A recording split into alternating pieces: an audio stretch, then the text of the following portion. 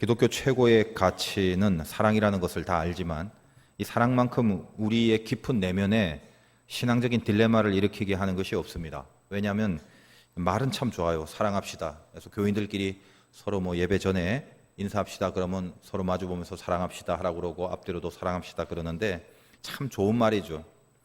그런데 살인하지 마라, 도적질하지 마라, 방탕하지 마라 이런 이야기를 하면 누구나 그러겠다라는 의지가 발동될 수가 있는 것입니다. 그런데 누군가를 사랑하라 그러면 특별히 어떤 원수처럼 느껴지는 대상이 있을 때 그땐 더군다나 말할 것도 없죠. 그럼에도 사랑한다 그렇게 얘기를 한다면 아름다운 말이긴 하지만 실제로 그것을 향한 의지가 발동되기가 결코 쉽지가 않습니다. 그러나 그럼에도 불구하고 주님이 서로 사랑하라라고 하셨다면 그리고 그것이 율법의 최고의 내용이라고 말하셨다면 어떤 방법을 동원해서라도 아무튼 간에 그것을 이루어내려는 작업이 있어야 되는 건 분명합니다. 그러므로 이제 중요한 건 우리가 좀 솔직하고 정직하게 하나님의 말씀과 부닥쳐서 이게 진짜 해법 그걸 좀 찾아봐야 되지 않을까 생각을 해요. 우리가 늘 어떻게 살아가느냐 하면 사랑해야 한다는 게 가장 중요하다는 걸 머릿속으로만 알고 있습니다. 원수도 사랑하고 사랑할 수 없는 것도 사랑해야 된다. 그냥 그 내용을 머리에만 담아두고 삽니다.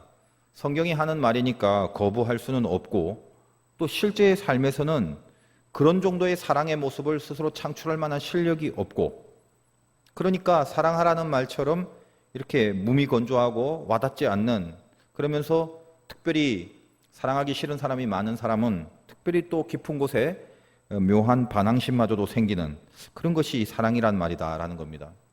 그래서 사실은 하나님의 가장 핵심적인 계명인 이 사랑이 이제는 흔히 듣는 익숙한 기독교 하나의 종교 언어가 그냥 되어버리는 그 상태로 머물고 있지 않은가라는 생각도 해봅니다. 오늘 고린도전서 전체 핵심인 13장 사랑장인데 이 13장을 다루기 시작하면서 제일 먼저 우리가 좀 개념을 정리할 필요가 있다라는 거예요. 신약 성경에서 사용되는 헬라어 중에 사랑한다라고 한국말로 번역되어 있는 단어는 크게 4가지 정도가 있습니다.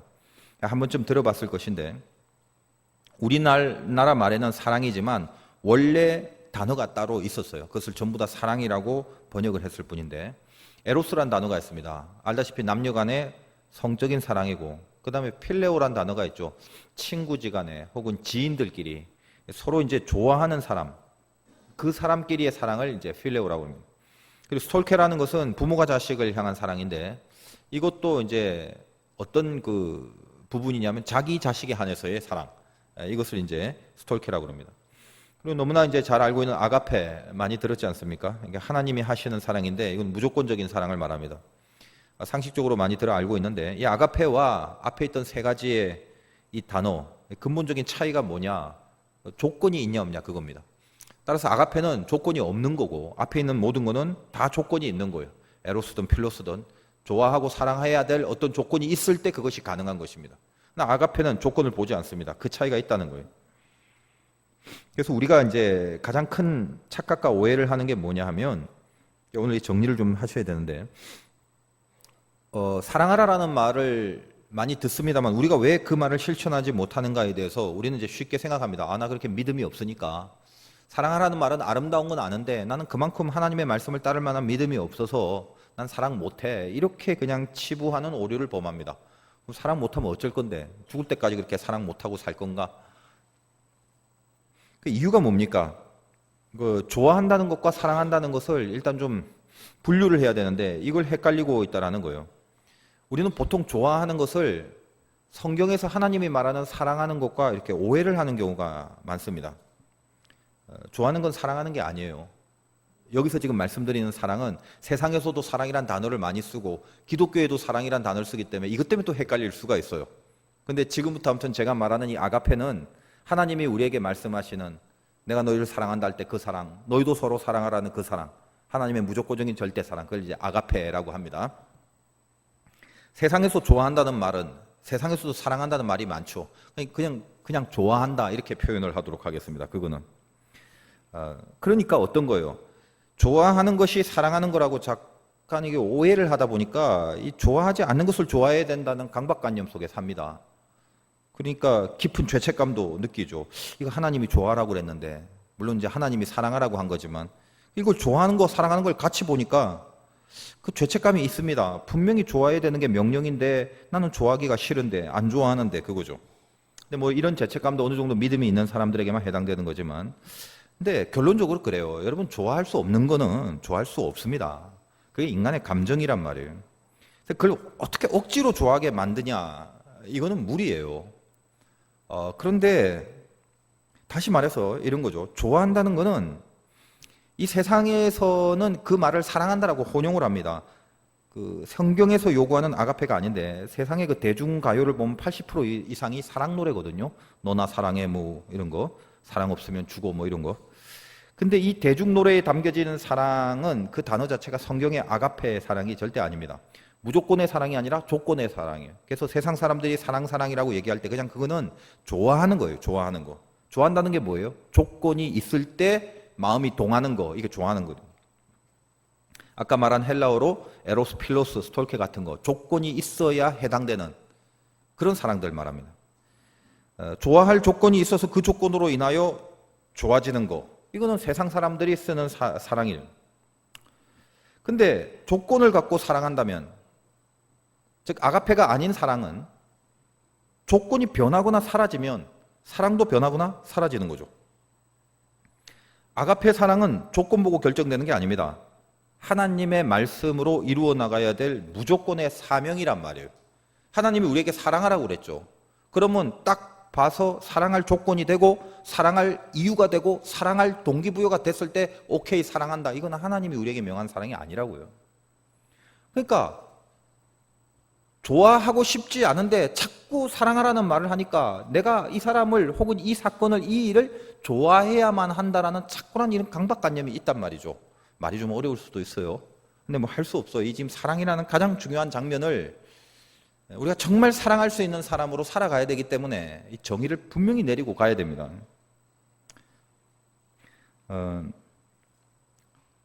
어떤 사람이 보니까 좋아질 조건이 없습니다. 근데 맘 잡고 좋아하래요. 어떻게 맘 잡고 좋아할 수가 있어요? 좋아할 조건이 없는데. 그러나 우리가 정의를 분명히 잡고 묵상을 하면 좋아하지는 않아도 이 아가페의 사랑은 뭐냐면 내가 좋아하지는 않아도 조건이 없는데도 사랑할 수 있는 게 이 아가페예요. 오늘 이걸 이해를 해야 이제 비로소 사랑의 사람이 됩니다. 다시 말합니다. 좋아하지 않아도 사랑할 수 있는 거, 그게 가능하다는 거예요. 하나님이 우리에게 요구하는 건 좋아하는 걸 요구한 게 아닙니다. 왜? 좋아하는 건 조건이 있냐 없냐에 따라서 바뀌는 거니까. 좋아할 조건이 있으면 좋아하고 좋아할 조건이 없으면 안 좋아하고 이런 거잖아요. 근데 하나님은 우리에게 좋아하라고 얘기를 한 게 아니라 사랑하라, 아가페하라 한 거예요. 조건에 상관없이 사랑해라. 그러므로 결론은 뭐냐면 좋아하지 않아도 사랑할 수 있는 수준이 있을 수 있다는 거예요. 그 경지까지 살도록 하나님이 우리에게 요구하십니다. 그게 사랑이란 말이에요.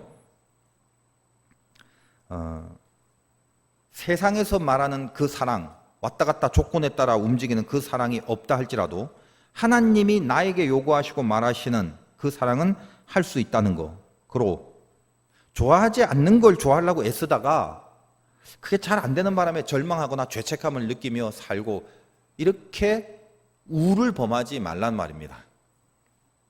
자기가 짜장면을 좋아하는데 죽어도 짬뽕은 싫거든요.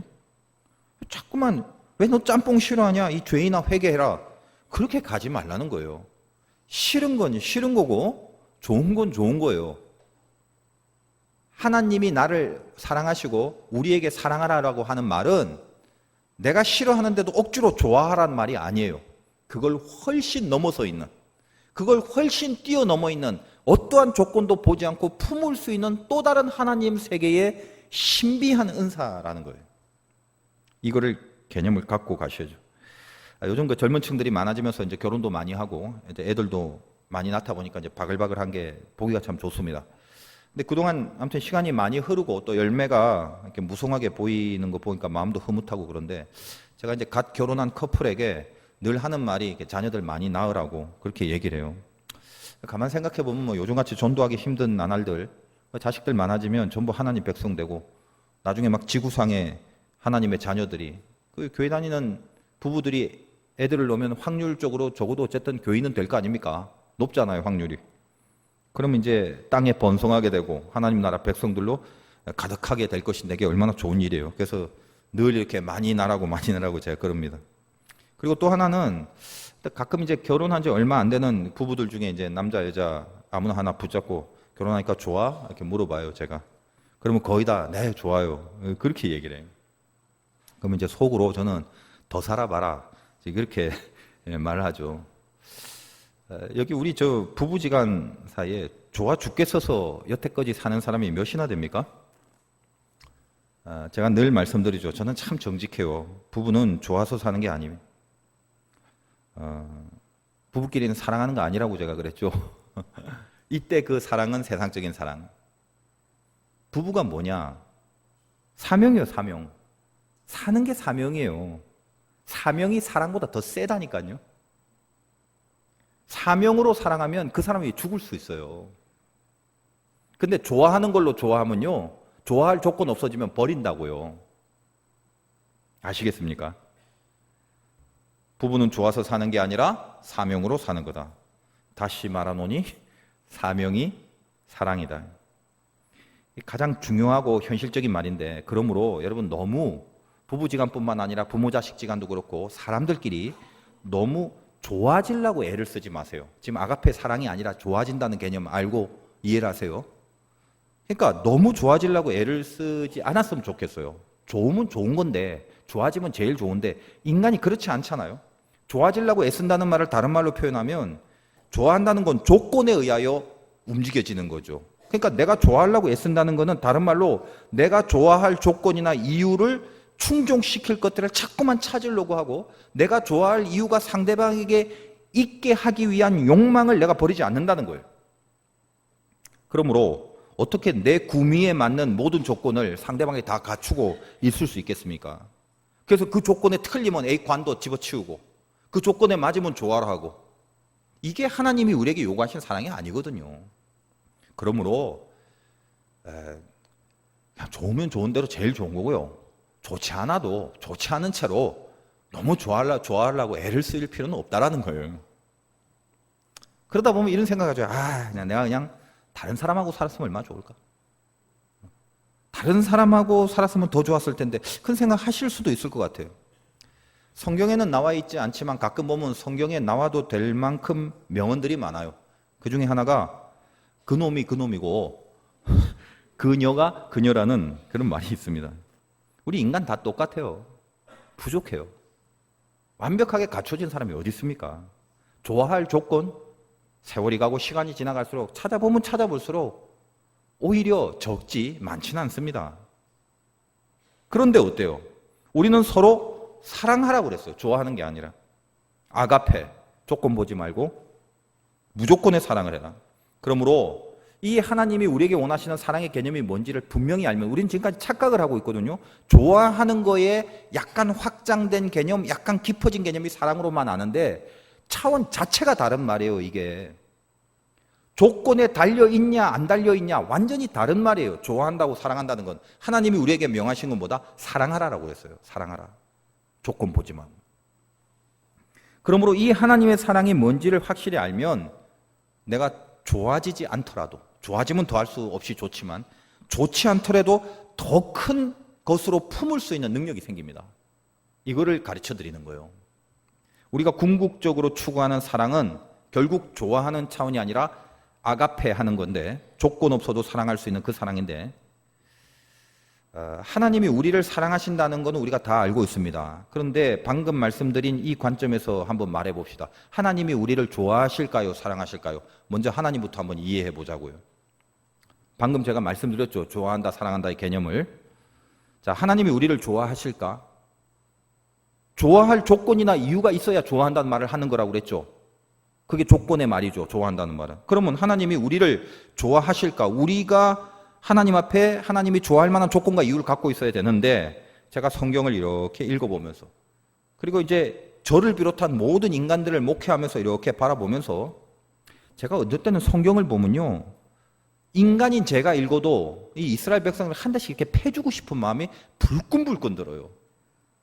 자세히 읽어보면 그렇게 느껴져요. 왜? 이건 어떻게 말로 해도 되지 않을 족속이에요. 얼마나 오래 참으시고 얼마나 자비를 베푸시고 얼마나 기회를 주시고 용서를 했는데도 끊임없는 죄 속에서 변화되질 않아요. 아유, 이거 정말 인간인 내가 봐도 그냥 이렇게 오르는데 그 온전하신 하나님 봤으면 얼마나 마음이 그럴까. 다시 말하여 하나님이 우리를 좋아할 조건은 없어요.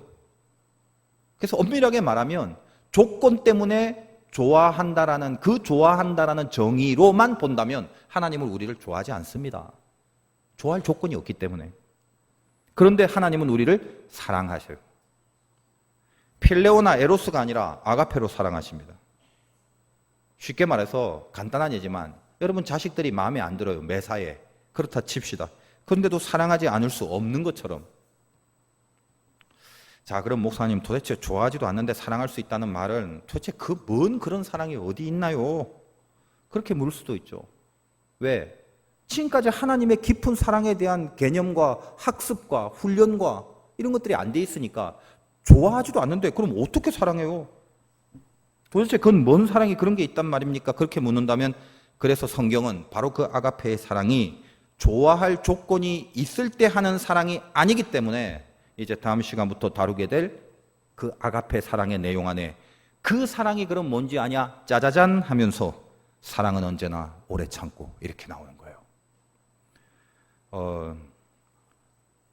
좋다고 자기 마음에 든다고 그걸 사랑이라고 하지 말고 하나님이 바라시는 바로 이게 진짜 사랑이다 하면서 사랑은 주옥 같은 사랑의 정의가 전개되고 있다는 것입니다. 여러분 좋아할 조건이 있어서 내가 그것 때문에 사랑한다면 마음에 들어 이래 봐도 저래 봐도 너무 좋아할 게 많아 그래서 사랑한다면 성경의 사랑은 언제나 오래 참고라고 말을 할 필요가 없지요. 그럼 뭘 오래 참아요? 다 좋은데. 뭘 참아? 다 좋은데. 그러나 사랑은 언제나 오래 참고라고 하시는 이 시작으로 내려지는 이 사랑의 정의의 이 말씀의 배후에는 좋아할 이유가 없음에도 하나님의 아가페를 본받고 따르기 위한 가장 첫 번째 덕목으로 오래 참고가 제시되고 있다는 것입니다. 그러므로 저와 여러분이 이 기독교 최고의 덕목이자 계명 중의 계명인 이 사랑을 이루기 위해서 도대체 사랑이란 뭔가를 알고 가야 하지 않습니까? 다음 시간부터 하나님이 바라시는 그 사랑을 하기 위한 방법과 원리를 전하게 될 것입니다. 오늘은 그 전 단계로 첫 부분 반드시 짚고 넘어가야 될 사항이 있는데 이 고린도전서 13장이 탄생하기까지 우리는 지금까지 은사에 대해서 다뤄왔습니다. 사도의 은사, 선지자의 은사, 교사의 은사로부터 시작하여 여러분 모두가 하나님의 자녀인 이상 다 달란트라는 게 있어요. 작든 크든. 그리고 그 이후에 능력, 신유, 방언 등등 이런 신비한 은사들이 많은데 그게 결국은 하나님 앞에서 쓰임받는 도구가 되어줘야 된다는 것이고 은사의 목적이 쓰임받는다는 것은 나만을 위하여 쓰는 것이 아니라 하나님이 주신 은사로 남을 위하여 남의 유익이 될 때 참된 은사라는 얘기를 계속 해왔고 그러므로 우리가 받은 은사는 그게 여기에 적혀져 있는 영적인 은사든 아니면 우리가 갖고 있는 예를 들면 물질도 은사며 건강도 은사며 생긴 것도 은사며 뭐 여러 가지가 다 은사일진데 그 모든 것들이 항상 쓰여지는 곳, 쓰임받는 도구로 어떤 가치가 돼서 드러나야 된다는 거예요.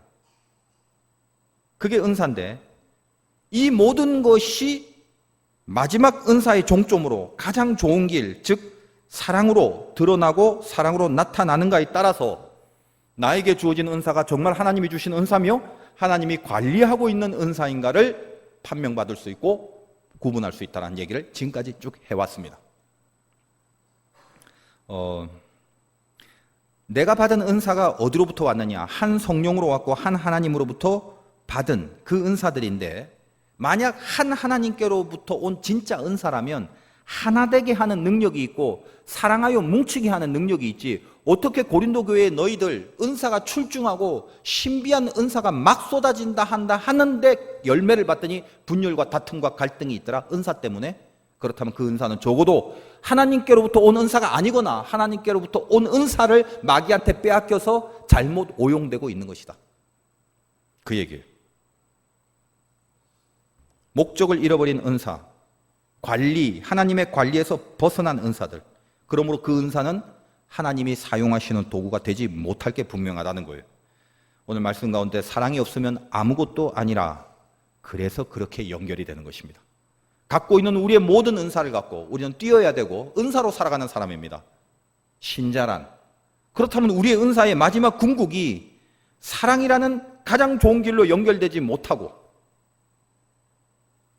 그래서 다른 사람의 유익을 구하는 일에 쓰임받지 못한다면 출중한 은사, 정말 엄청난 달란트와 선물을 받았다 할지라도 그것은 I'm nothing, 아무것도 아닙니다.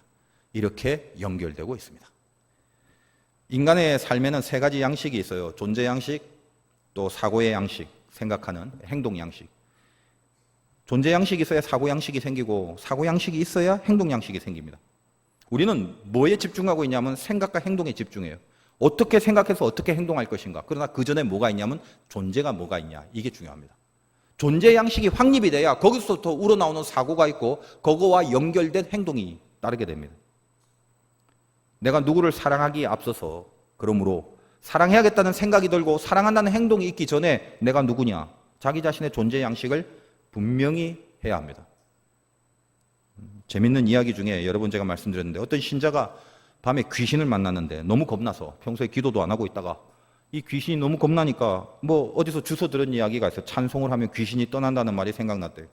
평소에 뭐 찬송가도 제대로 부르는 게 아니다 보니까 급하게 생각난 것이 당시에 그 유행하는 복음송, 당신은 사랑받기 위해 태어난 사람 하면서 이렇게 축복하면서 귀신한테 이렇게 불렀더니, 귀신이 그 복음송을 듣더니 감동을 받았고 눈물을 흘리면서 화답가로 찬송을 하더래요.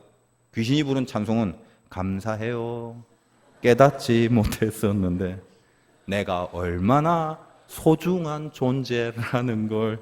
귀신도 자기 존재를 깨닫고 눈물을 흘렸다는 참 재미있는 그 유머입니다. 인생에 힘겨움이 찾아와서 도대체 어떻게 생각해야 되고 어떻게 행동해야 될지 모를 때 사고 양식과 행동 양식의 결정이 힘들어지는 순간이 많아요. 그럴 때마다 성경은 뭘 말하느냐? 네 존재 양식부터 선명히 해라. 깊이 고민하여 생각하려고 애쓰기 전에, 그걸 어떤 게 옳은 거고 현명한 걸 판단하고 고민하기 전에 네가 누군지 그거 분명히 알아야 돼. 그래야 너에게 주어진 은사가 무엇을 위하여 어떻게 쓰임받을지 결정되는 것이다.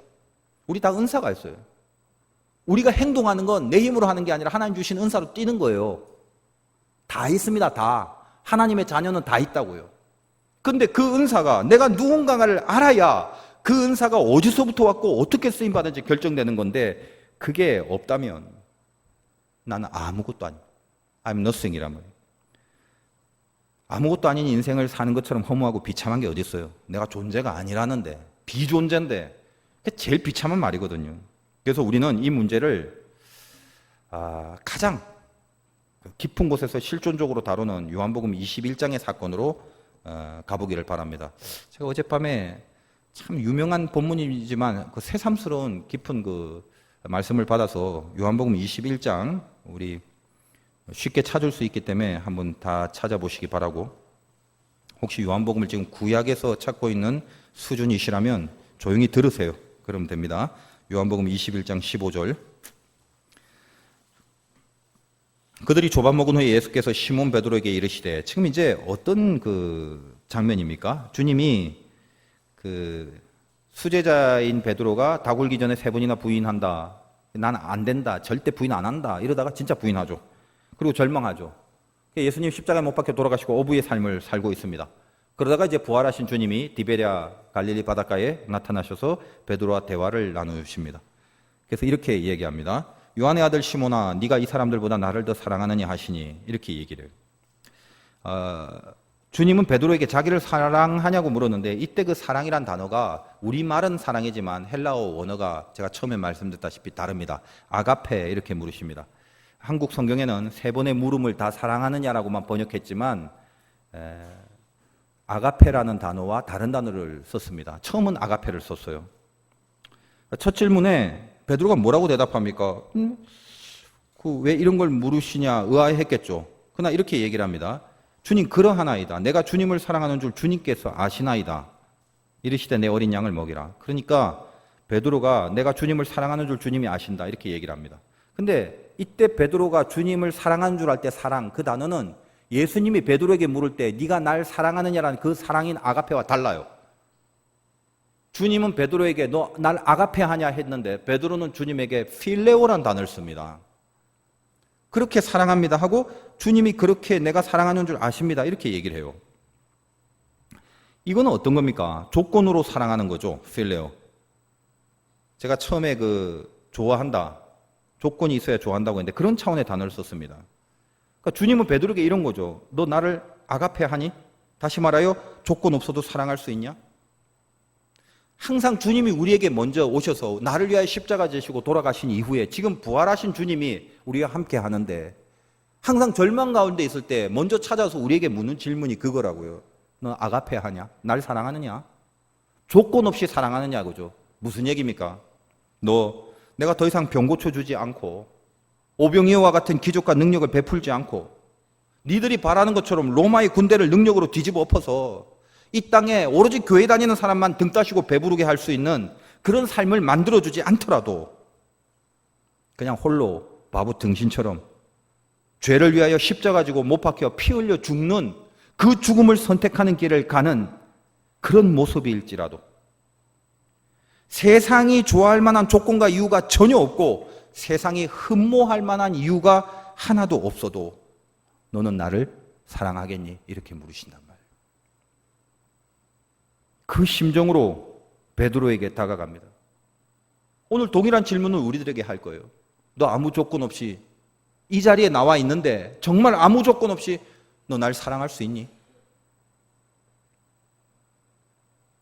베드로는 거기에 대한 대답을 어떻게 합니까? 내가 주님을 사랑하는 줄 주님이 아신다라고 성경에는 한국말 성경에 돼 있지만 이때 베드로는 필레오, 내가 주님을 필레오 합니다. 아가페가 아니라 필레오 합니다. 다시 말하여 조건 때문에 사랑하는 차원에서 좋아하는 그 사랑합니다. 이렇게 이야기를 합니다. 뭘 그렇게 깊이 생각하고 말한 건 아니에요. 주님이 베드로에게 물은 질문, 거기에 동일한 사랑의 등가 차원의 가치로 베드로는 얘기를 하지 않았습니다. 두 번째 물으십니다. 두 번째도 마찬가지예요. 요한의 아들 시몬아 네가 나를 사랑하느냐? 역시 아가페로 물으십니다. 그런데 역시 이 부분에 대하여 내가 주님을 사랑하는 줄 주님께서 아시나이다라는 동일한 이야기를 합니다. 또 베드로는 필레오로 답합니다. 너 조건 없이 날 사랑할 수 없겠니? 조건이 있어야 사랑하겠다라는 심정이 깔려있는 고백입니다. 내가 주님을 필레오 합니다. 그리고 여기에 내가 주님을 필레오 하는 줄 주님이 아십니다라고 베드로가 첫 번째 질문과 두 번째 질문에 다 대답을 했는데 이때 그 안다라는 단어는 관념적인 지식, 헬라어로는 오이다라는 단어인데 막연히 머릿속에서 추상적으로 주님 내가 그냥 주님 좋아하는 거 아시죠? 뭐 그냥 알고 있잖아요 원래 이런 거죠. 근데 이 두 번의 질문으로 끝나지 않습니다. 마지막 세 번째 질문에 베드로의 깊은 심정의 성찰이 일어나죠. 세 번째 질문은 17절에 나와 있습니다.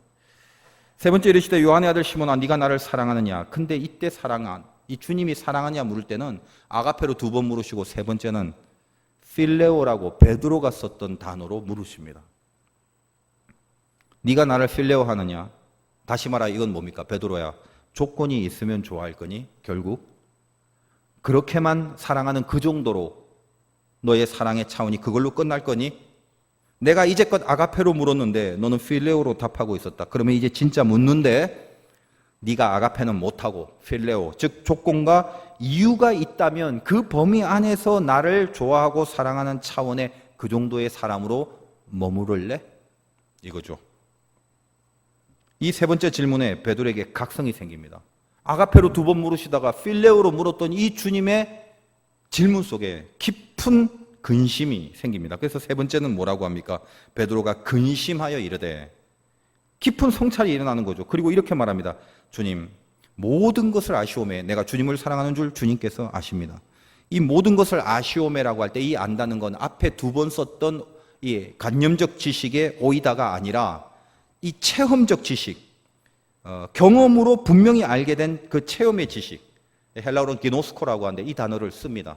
다시 말하여 번뜩 생각해 봤더니 나는 이제껏 예수 그리스도를 사랑한다 말하지만 그분이 나에게 어떤 조건을, 내가 좋아하고 따라가야 될 어떤 조건을, 그것이 내 눈에 보이고 그 떡고물이라도 내가 받아 누릴 어떤 이득이 있을 때만 나는 주님을 쫓아다니는 사람이었구나라는 것을 이 질문 속에 깨닫고, 세 번의 질문은 베드로가 그렇게도 자신만만했던, 절대로 예수님을 부인하지 않겠다라는, 그러나 닭 울음소리에 세 번 부인했던 그것과 오버랩이 되면서 자기 자신을 알게 된 거예요. 정확하게 보게 된 거예요. 주님, 내가 주님을 사랑하는 줄 주님께서 아시나이다. 이 마지막 아시나이다, 이 기노스코는 이런 말이죠. 주님 경험해 보셨지 않습니까? 두 번째하고는 달라요. 이 세 번째는 깊은 성찰 속에 들어가서 고개도 못 들고 하는 말이에요. 그래서 이제 체험으로 아셨죠. 분명히 확인하셨죠. 관념이 아니라 내 경험으로, 이 사건과 역사 속에서 체험으로 아시잖아요. 모든 것 아시죠. 내가 얼마나 못나고 얼마나 가능성이 없는 죄인인지 다 보셨잖아요. 내가 주님을 사랑하는 줄을 주님이 아십니다. 마지막에 베드로가 대답하는데 이 마지막 사랑도 끝까지 베드로는 필레오입니다. 이 17절의 세 번째 질문에 대한 베드로의 대답을 다시 제가 이 원문에 빗대어 제가 나름대로 영적으로 한번 풀어서 말씀을 드릴게요. 주님이 마지막에 필레오로 물을 때 이런 거죠. 앞에는 무조건적인 사랑, 그걸 물었는데 그 대답이 그렇게 안 나오니까 마지막에 주님이 필레오 하니 조건이 있어야 사랑하는 그거냐? 좋아하는 거 그 정도 차원이냐? 너는 내가 조건이 없으면, 너에게 유익한 조건이 없으면 사랑하지 않을 거네. 이에 베드로가 이 세 번째 질문에 닭 울음소리와 오버랩이 되면서 내가 이제까지 말로 사랑한다 했지만 내가 쓰는 단어가 필레오인지도 몰랐구나. 내가 주님을 아가페로 사랑하지 않고 있음을 깊이 돌이키는 거죠. 그리고 말합니다. 주님이 모든 것을 아시잖아요. 주님, 내가 아가페의 실력이 없다는 걸 이제 체험적으로 이제 다 보셨잖아요. 제가 주님을 필레오만 한 것을, 이 정도 수준밖에 안 되는 것을 주님 아십니다. 체험하셨죠. 보셨잖아요. 얼마나 깊은 이 실존의 심정이 담겨있는 베드로의 돌이킴인지 모릅니다. 근데 그럼에도 주님은 그가 깨닫든 깨닫지 않든, 아가페든 필레오든 이 세 번의 질문을 할 때마다 늘 베드로의 대답 끝에는 네 양을 치라, 네 양을 먹이라, 사명을 주고 일하고 뛰라고 하는 명령을 주십니다. 우리에게도 동일하게 말씀하실 것입니다. 사랑해라고, 원수도 사랑하라고, 사랑할 수 없어도 사랑하라고. 좋은 말입니다. 우리는 아셔야 돼요. 우리는 그럴 만한 수준이 되지 않습니다. 그냥 우리는 좋아하는 단계에서 내 조건에 맞고 내 마음에 들면 좋아하고 아니면 싫어하고, 그리고 사랑하라는 이 아가페가 좋아한다는 단어와 어떤 차이가 있는지도 잘 모르고 살아왔을지도 모릅니다.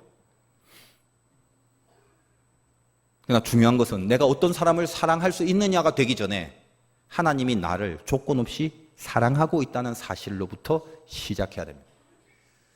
고린도전서 13장이 너는 이런 사랑을 해라라고 명령하기 전에 너는 이런 사랑을 받은 존재라는 것을 확인시켜주며 시작합니다. 내가 누구라고요? 끼케야, 필레오밖에 할 수 없는, 저 세상 사람들과 똑같이 흡족하면 헬렐레하고 조금이라도 수틀리면 뒤돌아서 버리는 이런 수준밖에 안 되는 나를 하나님이 아무 조건도 없이 사랑하셨다라는 것으로부터 시작하는 것입니다. 내가 누구냐고요? 갈팡질팡하고 오락가락하는 못돼 먹은 자이지만 그럼에도 불구하고 나는 아무 조건 없이 사랑하시는 하나님이 있는 존재라는 거예요. 이게 우리의 시작, 이것이 사랑할 수 있는 자의 시작이라는 것입니다. 그리고 그것이 복음입니다.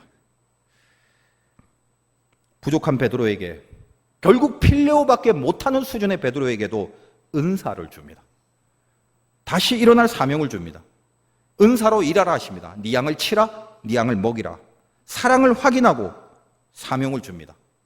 베드로에게도 마찬가지고 우리에게도 마찬가지고, 하나님은 우리들에게 거창하고 위대한 일을 시키고 그걸 잘하나 못하냐 보고 손뼉 쳐주고 평가 매기지 않습니다.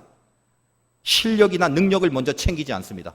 그걸 할 수 있는 정도의 수준이냐 아니냐를 챙기지 않습니다. 뭘 챙깁니까? 사랑부터 확인합니다. 내가 널 사랑하는 걸 아냐? 그거요. 사랑부터 확인하고 그 사랑을 전제로 사명을 맡깁니다. 우리는 사명이 일하는 건데 그냥 일하는 게 아니라 은사로 일하기로 부름을 받았기 때문에 모든 은사의 궁극은 결국 사랑으로 가야 되는 것입니다. 하나님이 주신 거기 때문에. 우리는 끼케야 조건에 따라 이리저리 왔다 갔다 하는 필레오뿐이지만 하나님은 늘 우리에게 아가페십니다.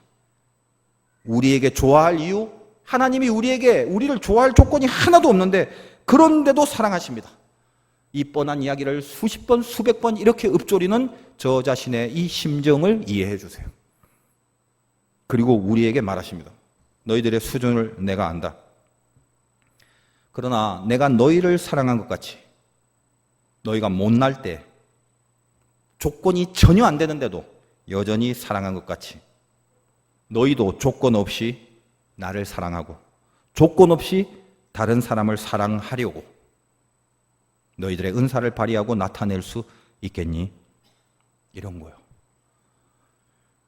답답함이 올 때가 있습니다. 사고와 행동의 결정이 안 내려질 때, 사고 양식과 행동 양식이 헷갈릴 때 그 안에 빠져들지 말고 손을 들어 이렇게 한가운데 내 가슴에 이렇게 손을 대고 내가 누군지를 주님 앞에 내 존재의 양식을 묵상해 보세요.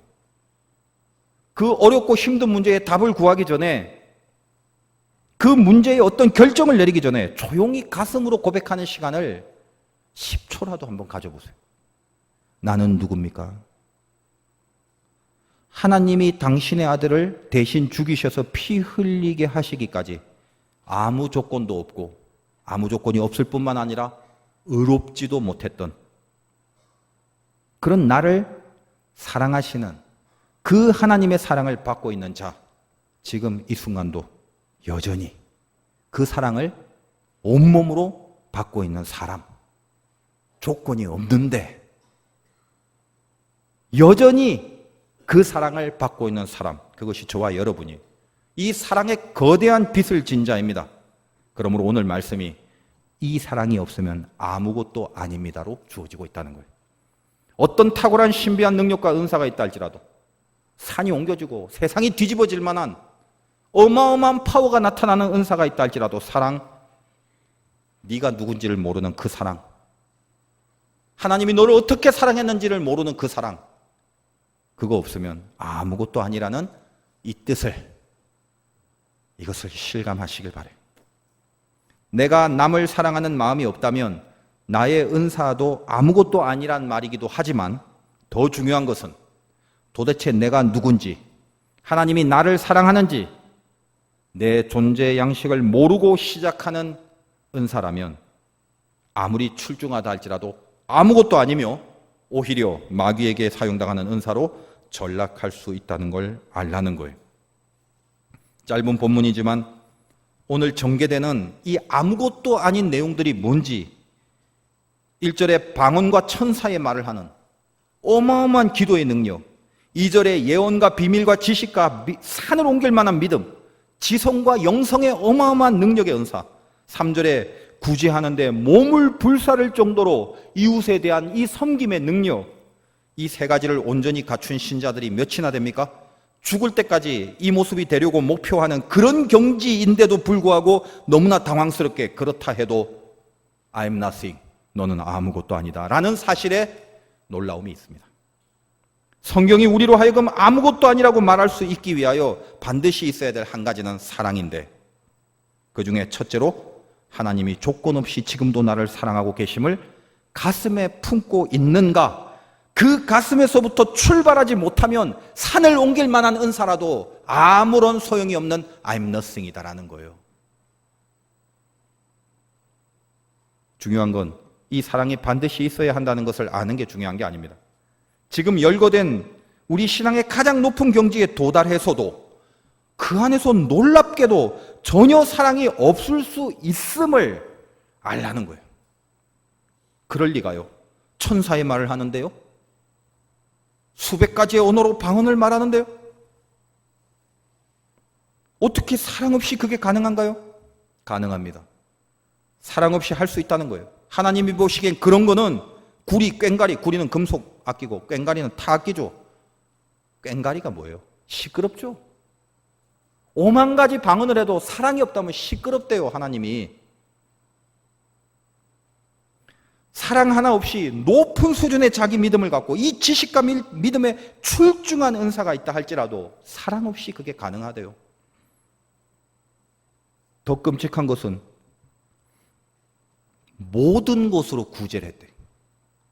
내가 갖고 있는 모든 것으로 다 구제하고 나는 벌거벗은 채로 다 주고 내 몸을 불 속에 집어넣어서 불사르게 내줄지라도 세상에 사랑이 없을 수 있다는 거예요. 아니 어떻게 그게 가능해? 사랑이 없는데 몸을 불사르는 희생과 자기 걸 전부 버리고 구제하는 그 일이 어떻게 가능해요? 가능하다는 거예요. 어떻게 가능할까요? 모든 은사가 사랑 없는 자기 증명의 도구로 얼마든지 가능한 것들입니다. 속지 마세요. 자기 증명으로 몸을 불에 태우더라도 사랑이 없으면 자기 증명으로 끝난 I'm nothing. 하나님은 당신 자신이 좋아할 조건이 없는 나를 그리고 여러분을 사랑하십니다. 그리고 그 사랑 때문에 은사를 주고 뛰게 하십니다. 이 사랑의 가슴에 붙잡혀 뛰는 자는 절대로 자기 증명을 목표로 하지 않습니다. 이 자기 증명을 목표로 몸을 불사르게 뛰는 자들 때문에 분열과 갈등과 싸움이 일어납니다. 마귀는 이 사랑을 하나님 앞에 드려지고 가슴으로 품어야 될 사랑을 놓치게 함으로 갖고 있는 모든 은사들을 갈등과 분열과 싸움과 악한 마귀의 이용의 도구로 삼아버립니다. 교회가, 교인이, 하나님의 은사를 받은 자녀들이 주의해야 될 점이에요.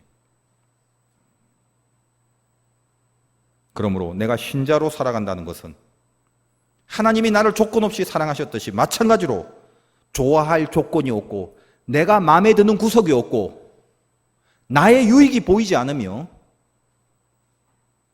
어떤 좋아할 만한 이유가 없다 할지라도 사랑하며 뛰는 겁니다.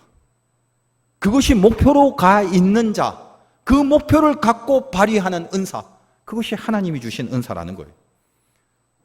어떻게 해요? 다음 시간부터 구체적으로 말씀드릴게요. 그 사랑으로 은사가 되어 뛰게 하십니다. 오래 참음부터 시작해서요. 자기 증명으로 드러나는 은사 얼마나 많은지 모릅니다. 명심하십시오. I am nothing. 아무것도 아니다.